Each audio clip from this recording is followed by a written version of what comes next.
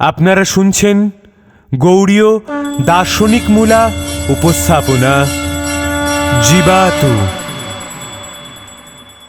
জগৎগুরু শ্রীল ভক্তি সিদ্ধান্ত সরস্বতী গোস্বামী প্রভুপাদের সময় অর্থাৎ বিংশ শতাব্দীর প্রথমার্ধে প্রকাশিত সাপ্তাহিক পত্রিকা গৌড়ীয় এবং দৈনিক নদিয়া প্রকাশ পত্রিকা থেকে সংকলিত বিভিন্ন কথোপকথন, ভক্তজীবনী, সমকালীন সময়ে অনুষ্ঠিত বিভিন্ন উৎসব এবং দার্শনিক প্রবন্ধসমূহ দ্বারা নির্মিত আমাদের এই বিশেষ উপস্থাপনা।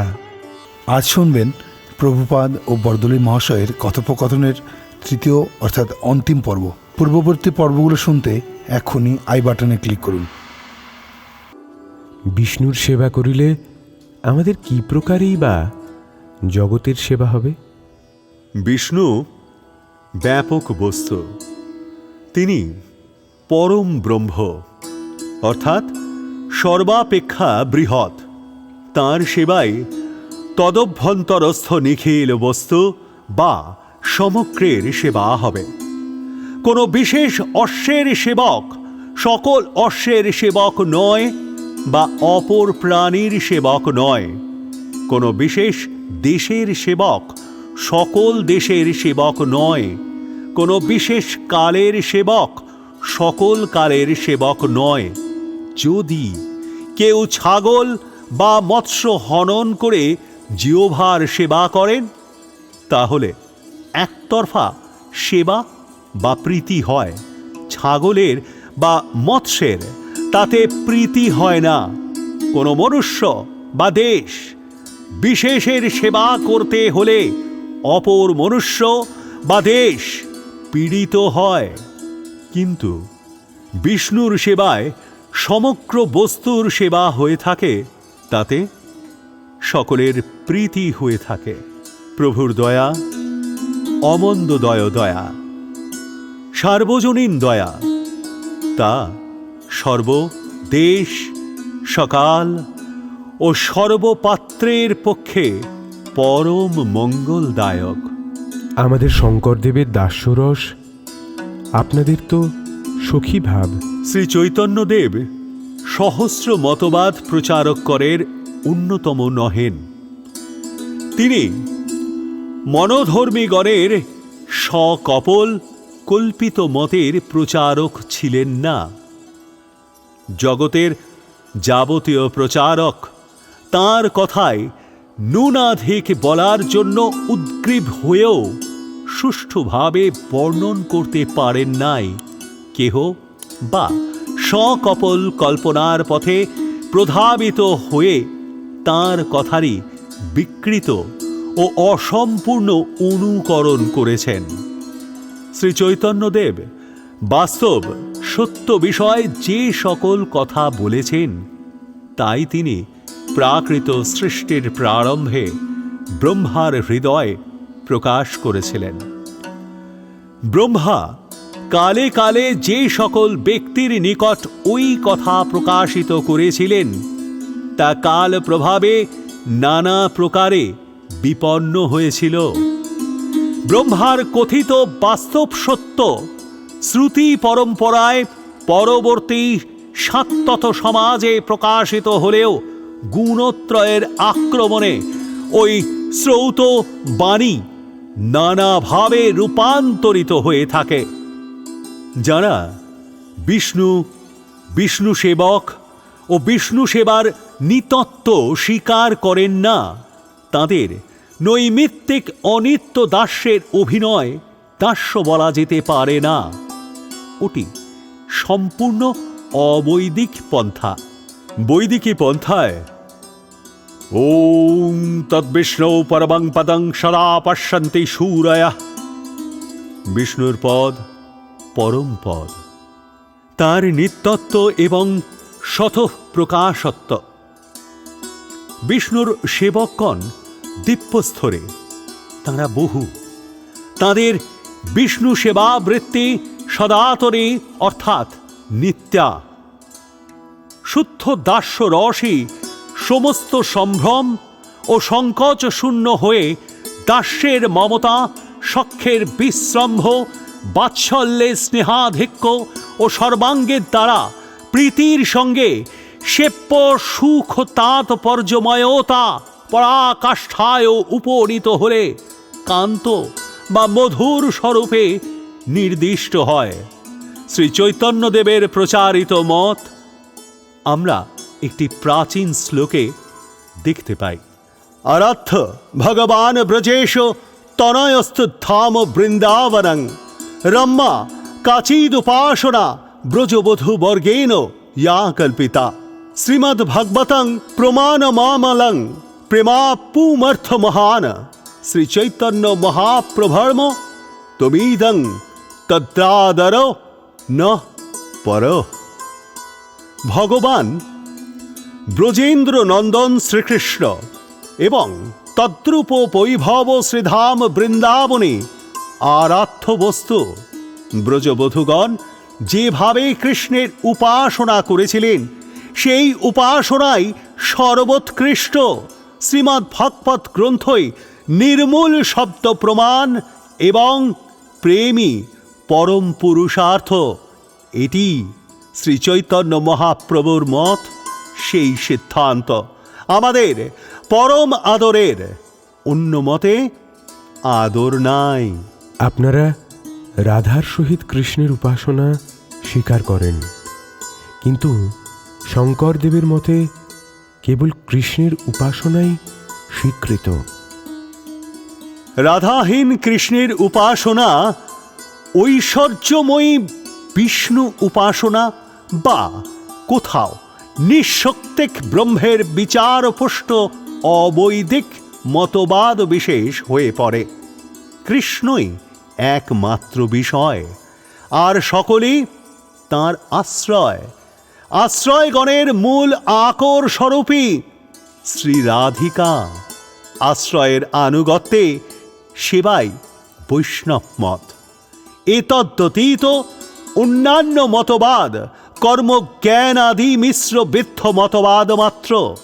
শ্রীকৃষ্ণের বাঞ্ছাপূর্তি আরাধনা করেন বলেই তাঁর নাম রাধিকা।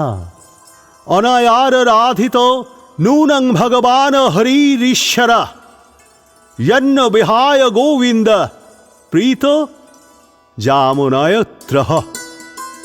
যিনি শ্রীকৃষ্ণের কামনার পরিপূর্তি করতে পারেন, তার আনুগত্য ব্যতীত কখনো কৃষ্ণের ইন্দ্রিয় প্রীতি বা সেবা আনুগত্য ব্যতীত কখনো শ্রীকৃষ্ণের সেবা হয় না। জড়ভোগ ছাড়িয়া খুব উন্নত স্তরে না উঠলে এ সকল কথা বোঝা যায় না। আপনারা তাহলে উপাসনার মধ্যপথে সবিশেষত্ব স্বীকার করেন। আমরা এতকাল আলোচনা করলাম যে সবিশেষত্ব নিত্য, বিচিত্রতা নিত্য। সেই বিচিত্রতার হেয় অসম্পূর্ণ, খণ্ড, বিকৃত প্রতিফলনই জগতের বিচিত্রতা। যারা কেবল মধ্যপথে বিচিত্রতা কল্পনা করেন এবং যারা এই জগতের বৈচিত্র্যকে মিথ্যা কল্পনা করেন, তারা উভয়ই মায়াবাদী ও অবৈদিক। ভগবান নিত্য, চিদ, বিলাসময়। তার নিত্য নাম, রূপ, গুণ, লীলা, রাম পরিকর বৈশিষ্ট্য আছে।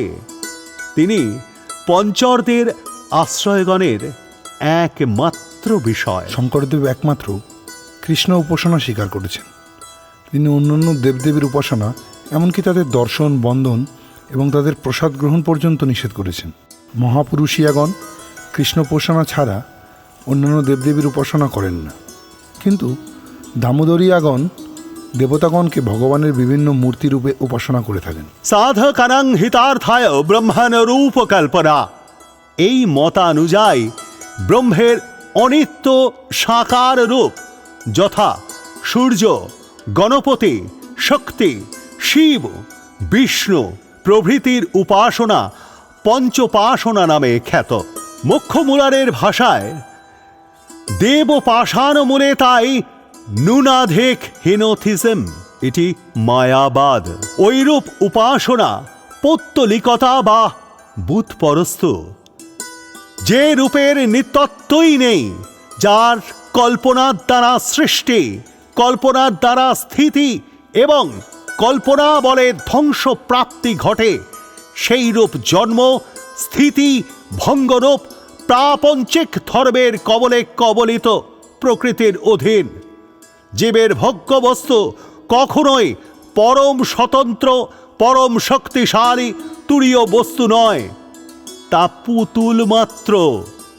আধ্যাত্মিকগণ বিষ্ণুকে ভোগ্য বস্তু জ্ঞানে যে তার নানা রূপ ও তার নাম কল্পনা করেন অথবা চিত ও জড়ে সমন্বয় প্রয়াস করেন, তা কখনোই ভগবানের সেবা নয়।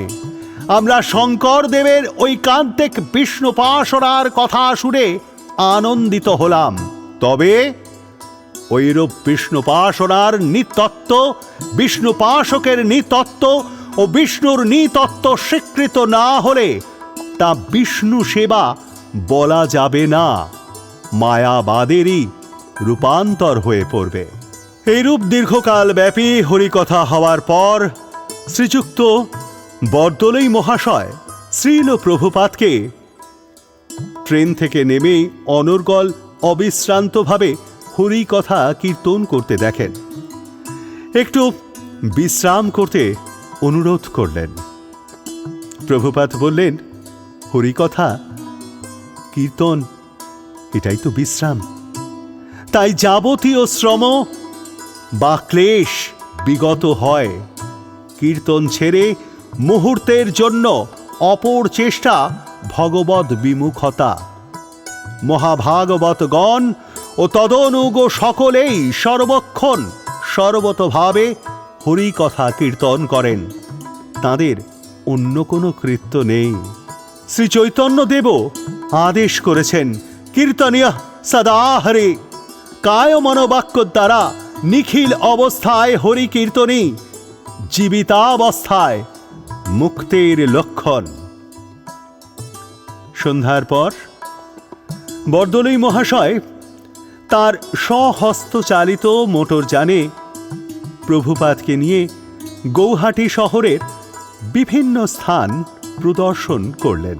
শ্রীল প্রভুপাদের সঙ্গে আচার্যাত্রেক শ্রীপাদ কুঞ্জ বিহারী বিদ্যাভূষণ প্রভু ও শ্রীপাদ ভক্তি সারঙ্গ গোস্বামী প্রভুও ছিলেন। রাত্রে বরদলৈ মহাশয়ের সঙ্গে অনেক হরিকথা হল। তারপর দিন প্রাতঃকালে প্রভুপাদ বরদলৈ মহাশয়ের নিকট প্রায় 2 ঘণ্টা কাল শুদ্ধ ভক্তি ও শ্রী চৈতন্যদেবের প্রচারিত সার্বজনীন আত্মধর্মের কথা কীর্তন করলেন। সেই দিনই শ্রী গৌড়ীয় মঠের মোটরযান আনবার জন্য পাণ্ডু স্টেশনে লোক পাঠানো হয়। এদিকে আর একটি ভিন্ন মোটরে শ্রীল প্রভুপাদ ও অন্যান্য ভক্তবৃন্দ কামাখ্যা পর্বত দর্শন করবার জন্য গমন করলেন।